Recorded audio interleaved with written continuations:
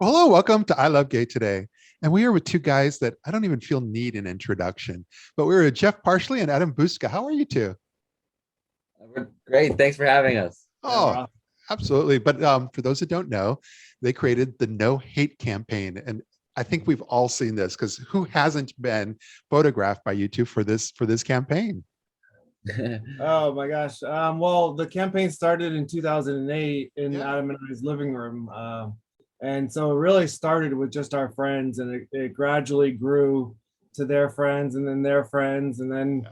Yeah. yeah, and then finally, once we had celebrities start speaking out, I mean, we've been photographed. He's photographed, been photographing for the last 14 years. Yeah, gosh, it's crazy to think it's been that long already. But we've got over 60,000 photos representing over 100,000 faces from 23 different countries. But in many ways, it feels like we're just getting started. Yeah. We started in response to Proposition 8, but today it's just so relevant. And we just got to keep that message alive. It's just so relevant these days. Yeah. I think most folks that do like what you do would have done it for a while, and and it would have been kind of a part of their career, and then kind of and then done other things. But you guys like were really true to form, and it's excellent branding. Is that you've just stayed with it, and you even have a photo shoot scheduled for this month and so forth. Yeah, we were actually pretty adamant about just not stopping if people were coming, Yeah. and people were always coming, and we saw it as a tool, because Adam and I weren't activists when the campaign started. It just kind of started with the photo, Yeah. and so we kind of hope that when we go into other cities and small towns, that we can spark activism there with their first photo. So we just keep setting up, and people keep coming and using the No Hate photos as a tool to speak out, Yeah. and it's crazy how much it has grown. Yeah, it really wouldn't be what it is without the community support keeping it alive. But the story of No Hate is the fact that it's a success story. We overcame Proposition 8. So that's because we don't want history to repeat itself. And we see this happening to other communities in many different ways. So we want to tell our stories and encourage everyone to share theirs. And that inspires us to keep it alive. Yeah. Yeah, there were times in like 2012, 2013 where people were like, well, marriage equality is the land of the law. Like, why are you guys still doing photo shoots? And we had to explain to them that it's not something that ends, it's something that has to continue, because even to this day, so many years later, a decade later, we're still talking about the potential of losing marriage equality in states and losing trans rights in certain states and losing, Yeah. like, it's all under attack still. So the message of No Hate will always be something that needs to be spoken out against. Yeah. Well, and this part here, correct me if I'm wrong. Was it AT&T you worked with a few years ago on a photo shoot, or what? Yeah, it was. Because Yeah. Correct. Yeah. because what I find is interesting is that as social media has evolved over the last few years, of course, imagery is now so important that, and especially Instagram, and you guys became a part of that, but because corporations were starting to realize that wow, during Pride we could actually kind of leverage social media and folks and I remembered the campaign where there was this whole, I think it was folks that work for AT&T, and you Yeah, so recorded them. the AT&T employee resource, the Pride Resource Group, they reached out to us, and they offered for us to set up in all of their headquarters around the country, and they paid for all the people to come, all the employees to come down and do No Hate photos.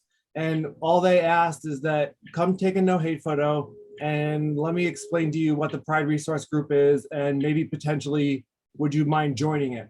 So they kind of use the No Hate campaign as a tool, but we've also worked with people like Nissan who have set up and just given away No Hate photos at Pride.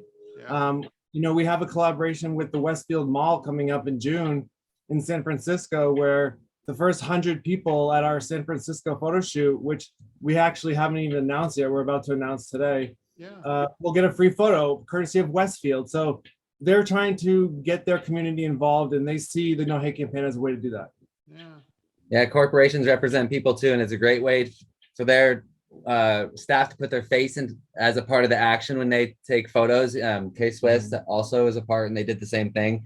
AT&T employees took part, so it's a great way to represent and show who supports this cause. But it's a great way to also give back when they allow people to take free photos. It's just such a great way to get people involved. especially what's going on in specific states when they are trying to pass legislation for Don't Say Gay, and they try to limit how we can talk about our identities. So it's really important, visibility and discussion. It's important to create these conversations. I think it's interesting though, like the way I see it, coming from like this media background from, online website stuff and so forth, that used to be my world once upon a time.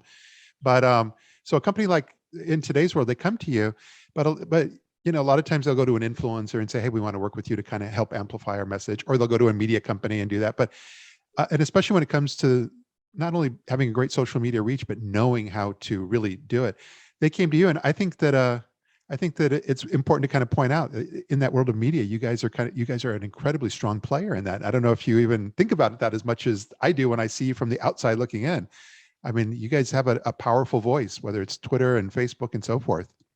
Well, I think that the campaign, first of all, was born on social media. The reason we took the first No Hate photo was for a MySpace photo so that we could have a profile photo to speak out against Proposition 8.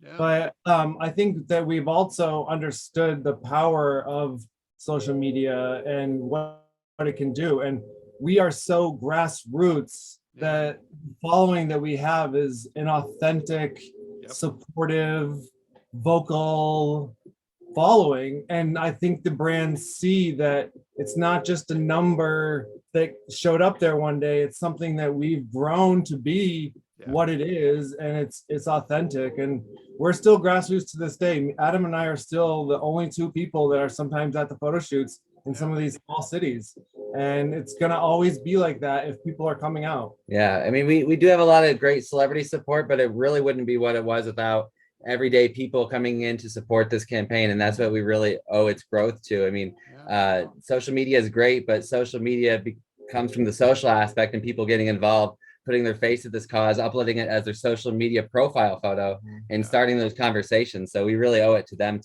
for creating this. Yeah, no, well put. I mean, I think you guys look at it that it's a collaborative, it's a two-way street. These are real people on the other side of that phone or the computer. And I think that's one of the big secrets of the magic of what makes those things work.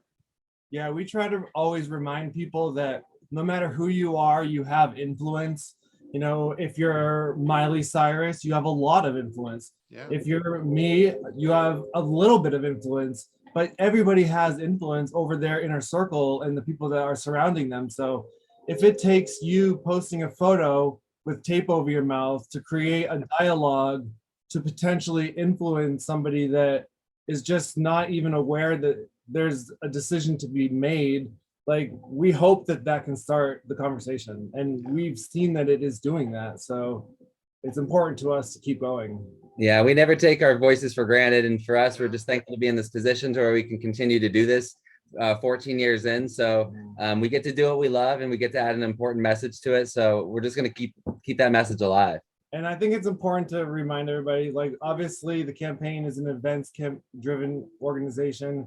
So for the last 2 years, it was extremely difficult for the campaign not being able to do that. So we are starting to get back on the road. We were just on a small 10-city tour in the South, over to Atlanta, and then back through like Texas and stuff. And we have a lot of stuff coming up that we're planning. And just because it was slow for 2 years, it doesn't mean that it won't be back to, what it has always been. And it's about bringing people together in these communities and showing like-minded people that there's people around you that support you. Yeah.